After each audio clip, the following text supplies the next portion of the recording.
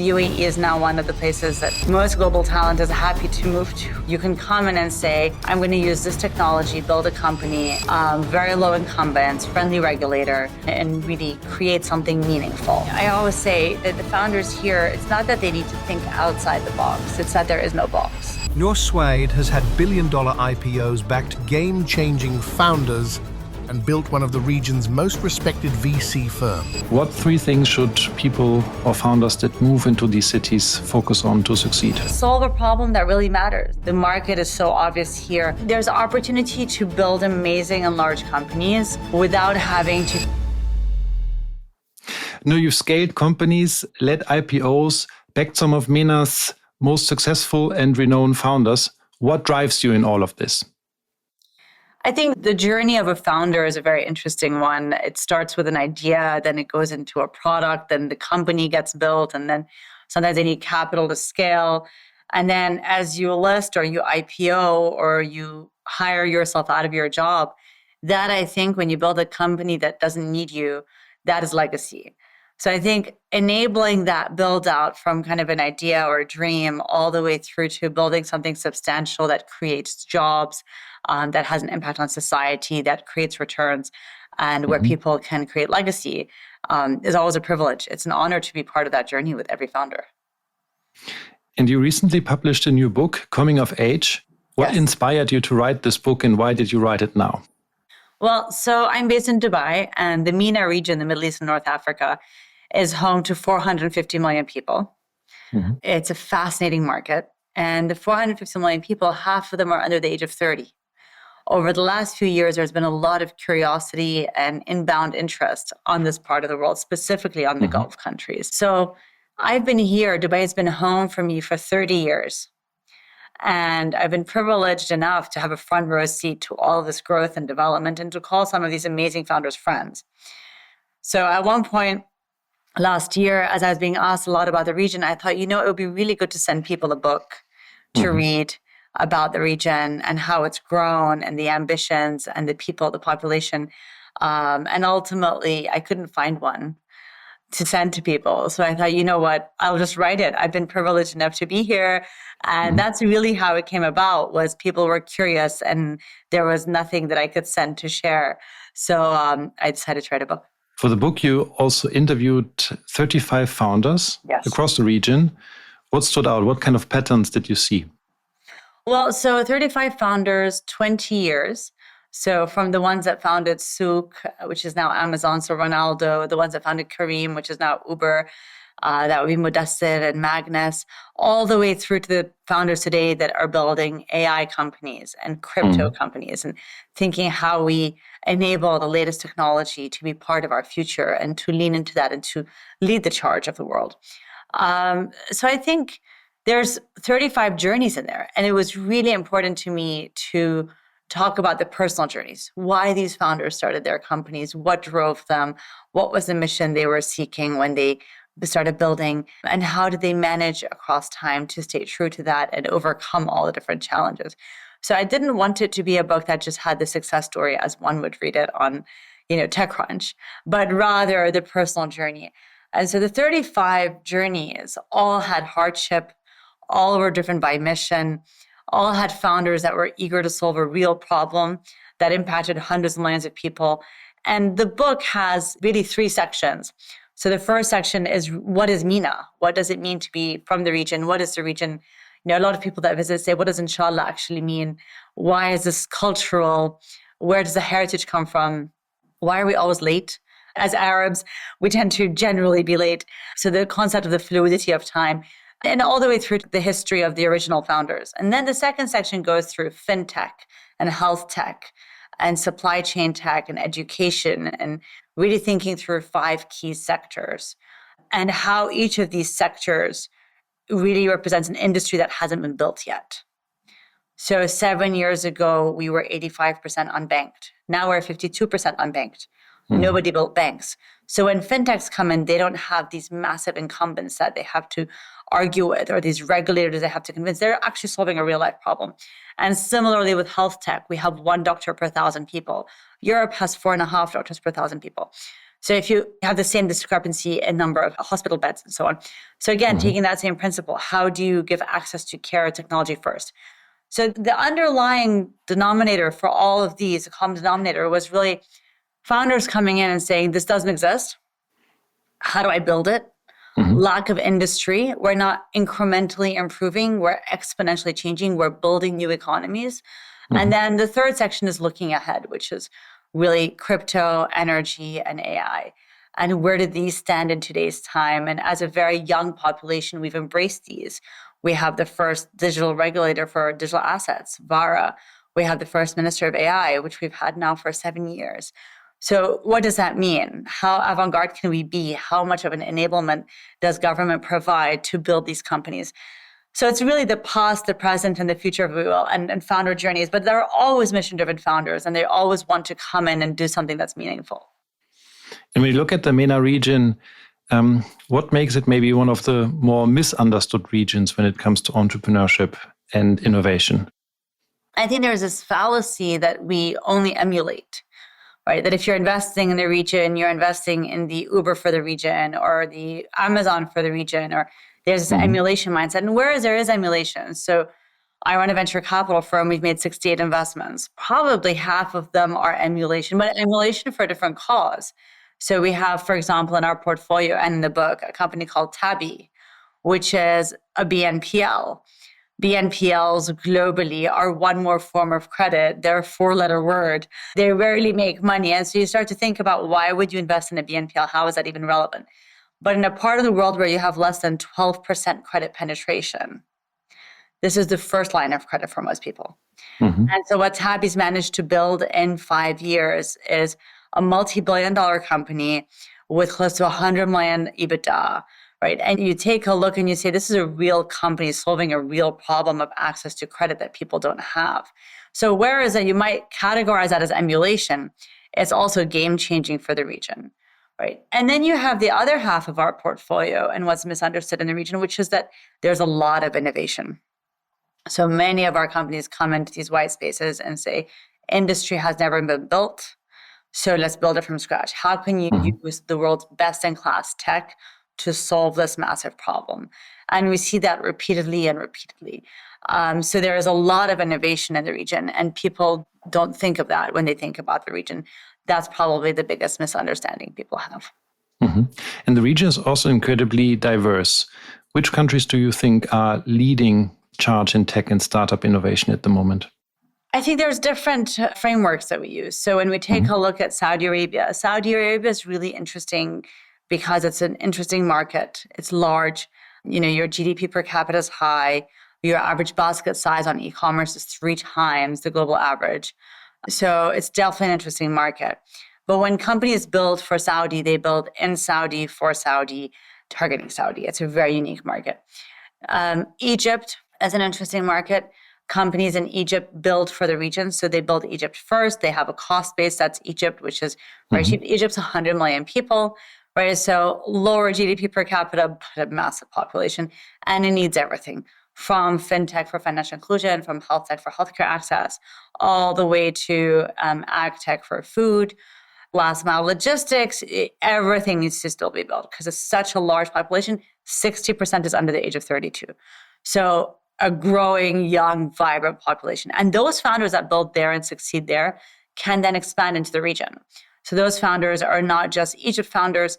They then come into the UAE, come into Saudi, and they grow and they become regional success stories. We've seen that repeatedly.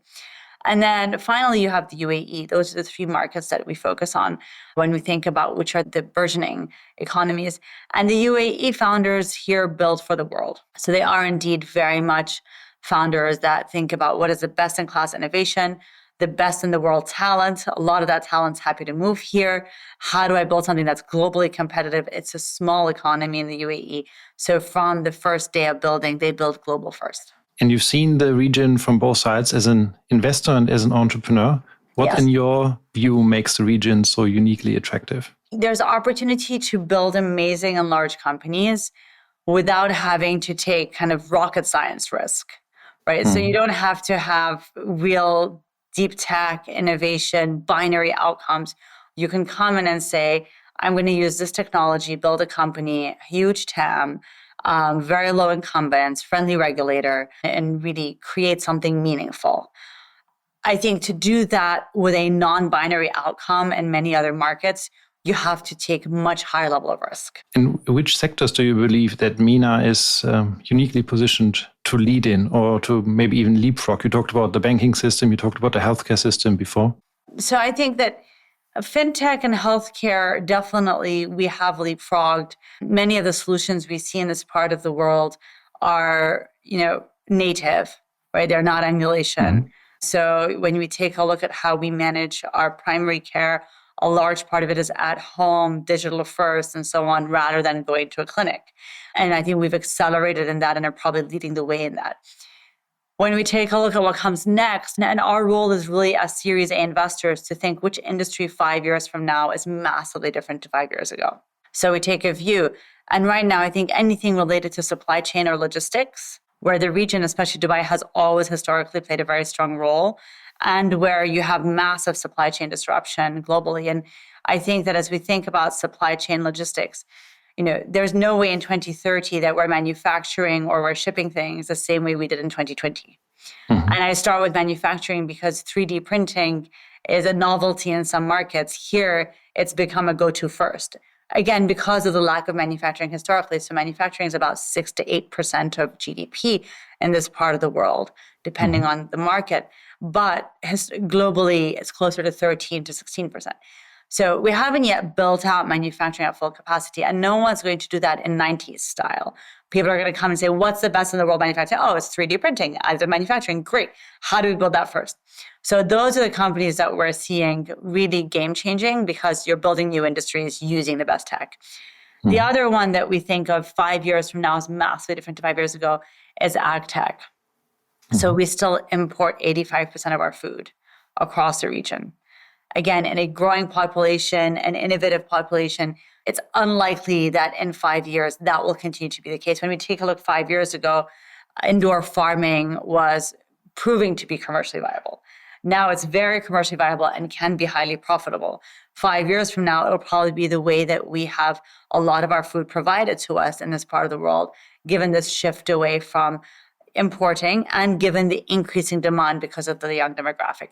So you start to see this being game-changing and this being much more of an acute need to solve for in this part of the world than anywhere else.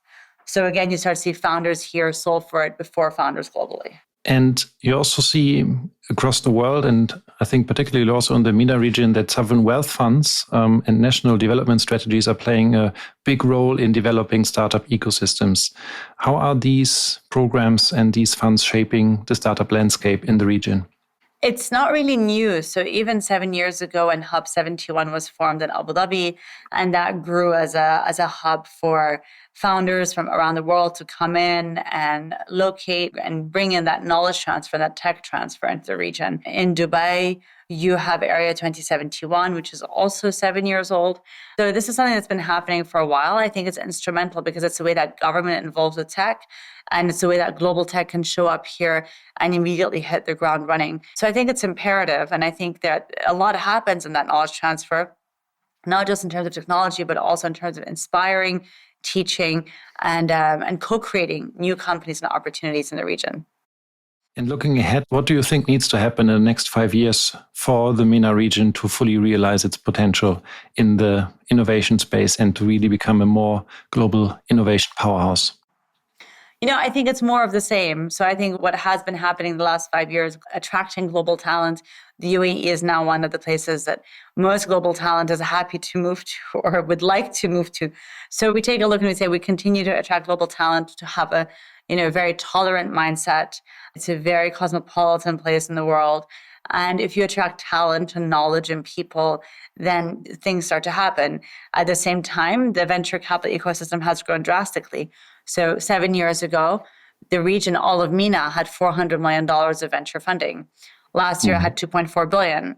Right? So that 6x increase is drastic. If we see the same thing over the next 7 years, it'll be amazing. But, I caveat that by saying $2.4 billion of venture funding last year out of the world's $288 billion. So less than 1% of global venture funding ends up in the region funding this innovation. And last year, 52% of that was international. So a lot of international VCs and people identifying that this is a part of the world that they want exposure to from a technology and an investment perspective. So if we have that shift, which has been drastic over the last 7 years, and have that continue on that trajectory over the next 5 years, I think we'll see wonderful things happen and our full potential hopefully reached. Many in our audience are entrepreneurs or want to become entrepreneurs. So what advice would you give to someone who is thinking about launching a startup in the region now? I think, solve a problem that really matters. There are so many challenges in this part of the world that really do matter to this part of the world and ultimately to the rest of the world. So if you find something that matters here, can have support here, your TAM is here, you have hundreds of millions of people that need this solution, and start building from there. And then in building a product that matters to you, that there's a mission behind, that the market is so obvious here, you ultimately find that you can scale globally and have that success globally. But first, find something you care about that really matters to hundreds of millions of people. And you already talked about the different regions and the different markets. Dubai and Riyadh are particularly attractive for many international people to move. What 3 things should people or founders that move into these cities focus on to succeed? First of all, I think understanding the local ecosystem is very important, not just your local venture ecosystem, but also your local founder ecosystem, being open-minded to understand what your clients are actually looking for, because it might be different to what they're looking for elsewhere, and really taking the time to get to know your new location. That takes a little bit of effort because it's a different culture, a different market, a different dynamic that you need to get to know. So I think that's the first thing. The second thing is, I always say that the founders here, it's not that they need to think outside the box. It's that there is no box. So come in with a mindset of the world is your oyster. If industry incumbents don't exist, then you're solving problems without a box. There is no one to come and say, well, in the past 20 years, this is how the top 10 people have done it. But there are no top 10 people. So you're really building industry. And even if there are, they are a small part of this very growing market. So it's a growing market, so you can solve for things in new ways. So be creative in your thinking. So get to know your market, be creative in your thinking. And then finally, I think lean into the nuances and understand that although Dubai and Riyadh are wonderful cities, the region or MENA at large is not represented by Dubai and Riyadh. Take the time to get to know the region and the nuances of each market and each culture a little bit more deeply. Do you maybe have more general advice for doing business in the region? Anything that you should particularly pay attention to? Well, that's the first 2 chapters of my book, but in general, maybe a short summary. It's, a summary is very much a relationship first region. Take the time to build relationships. Trust comes from relationships, and trust is not as transferable in the region as it is in other markets. So it's really spend the time to build the relationships and get to know what matters to people. I think that's the most important thing. And understand that everything here takes time because it takes time to build relationships. So it's not that people don't want to, it's that it takes time to get that conviction. And do you see any differences when you look at the MENA founders building their companies, when you compare this to, for example, how startup founders in Europe, India, or the US approach building and scaling the companies? There are quite a few. I mean, first of all, the founders in the region tend to be more capital efficient. So even us, we have 25% of our portfolio is EBITDA positive, which for Series A funds is relatively unheard of. I think the other thing is that capital efficiency means that you have a lot of B2B business models, right? More than consumer tech, which is highly capital inefficient. So those are some of the differences. I think the other thing is that founders have to contend with different markets. So I say that the region is the opposite of Europe, right? So in the region, you have many borders, but one language. In Europe, you have many languages, but no borders. So when you start to think about that, it means that you can actually build software companies in one language and there's no physical borders to software. So that's brilliant, right? Which means you want to build B2B, you don't want to build on the ground, e-commerce, things like that. So those are nuances that founders in the region need to think about versus founders in Europe or elsewhere. And you've also been an advocate for women in tech for a while now. How do you see women are shaping the future in innovation in the MENA region? I think this is the same as women around the world. So I think, there's still a massively underfunded proportion of companies when we take a look at what's the percentage total that women run. So, even on the venture side, so venture dollars last year, 2% of global venture dollars are managed by women. And I think it's about 30% of venture dollars go to female founders, or 20%, depending where you are in the world. And the closer you get to innovation, the less the dollars are, right? So I think that that's unfortunate. I don't think we have fewer female founders than male founders. And I don't think the problems that female founders are solving are any different to the problems that male founders are solving. So I think that gender disparity is really unfortunate. And I would like to see women, raising larger rounds, having ambitions that will get them to where they should get to more quickly. You're also a judge on Shark Tank in Dubai. Yes. Is investing in this setting different from your investments that you're doing in the boardroom with your VC? Of course. I think, the Shark Tank investing is more personal, more about consumer, more about supporting the ecosystem and founders and inspiring people to go and start companies and helping the region learn, what's important, how do investors think, how do we ask questions, what should they think about when they're building their companies. Investing out of a VC fund, we have an investment committee, things have to run their due diligence process. There's a strategy, there's a thesis, there's governance. So it's a very, very different mindset. And what's more fun? They're both fun. Shark Tank is fun because it's on a whim. You take a look, do I love the market? If it's yes, I love the market, I understand it. Then do I like the company, right? And the branding and the way it's been built. And then you have to do the DD afterwards. And then how do I vibe with the founder, right? It's very, very basic. When we take a look at it on a VC level, it's fun because we can really support this to become a $1 billion outcome or a $500 million outcome. And we see the trajectory and we can really influence revenues. And, these founders can create massive success stories for themselves. So they're very, very different and both are amazing. Personally, reinvented yourself several times. So you built a company or different companies to IPO. You started a company in the wellness area, and now you moved to venture capital.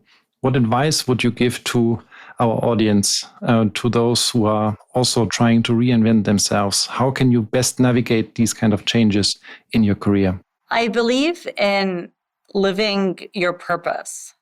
And I don't believe that we live on this earth for 80, 90 years with one purpose.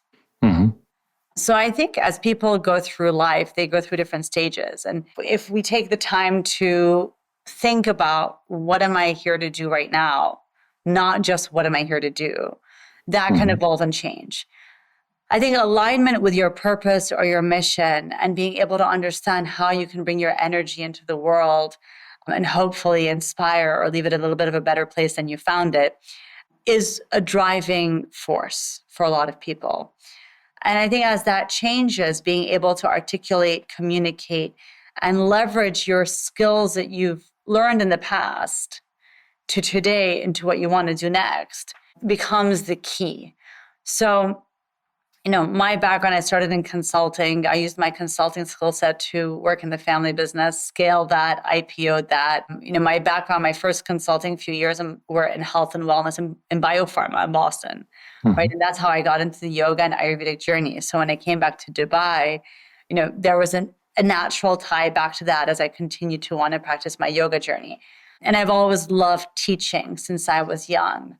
So being able to bring in the yoga teacher training. And so there's always an element of continuity. And as long as you can articulate that and explain how that leads itself to your new mission, then there's an easier way to think about how you reinvent yourself, because you're not reinventing, you're just repurposing your old skills. So as I went into venture capital, my experience as a founder was very difficult. My experience scaling, IPOing, and then helping run a public company for 5 years lent itself to incredible governance and compliance and transparency and reporting and fundraising. Then I said, great, if I can take my work as a founder and say, what have I learned that I can therefore support other founders? And my work in IR and compliance and governance and strategy, and take that and leverage that. So you take a look at our quarterly reports to our LPs, they're 60 pages.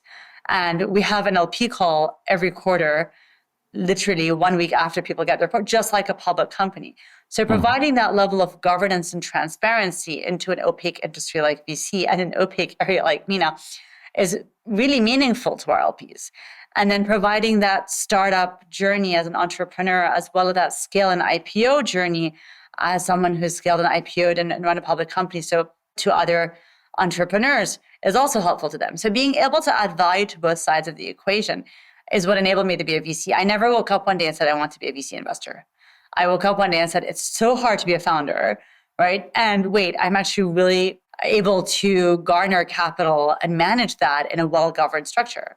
And the combination of both enables me to support founders with strategic capital, happens to be called VC. That's how I landed in VC. So I think that thread of what can we do from our past, what skill sets can we leverage, and marry those with what our current purpose is, allows us to create a niche for ourselves as we repurpose our lives, reinvent ourselves, as you put it. I think of it more as, re-engineer or repurpose.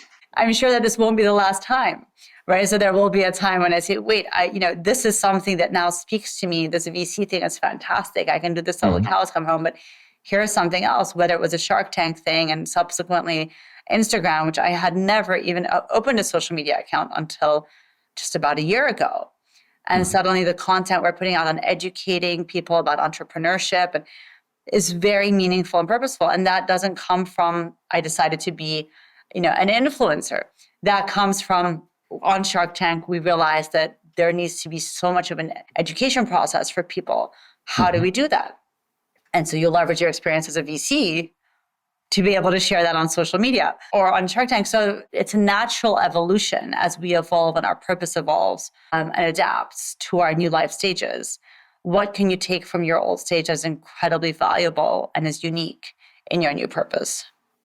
I think that's fantastic advice. Thank you so much for this.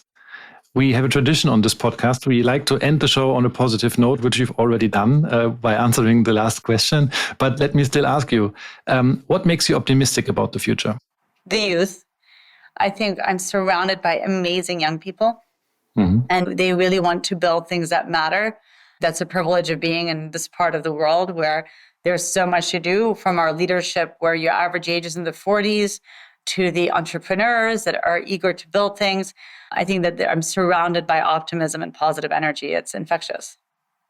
Noor, thank you so much for all your insights, for giving us your time today, and for showing us the innovation and the momentum that exists in the MENA region and beyond. And to our audience, thank you so much for tuning in, and stay tuned for more episodes on What's Next.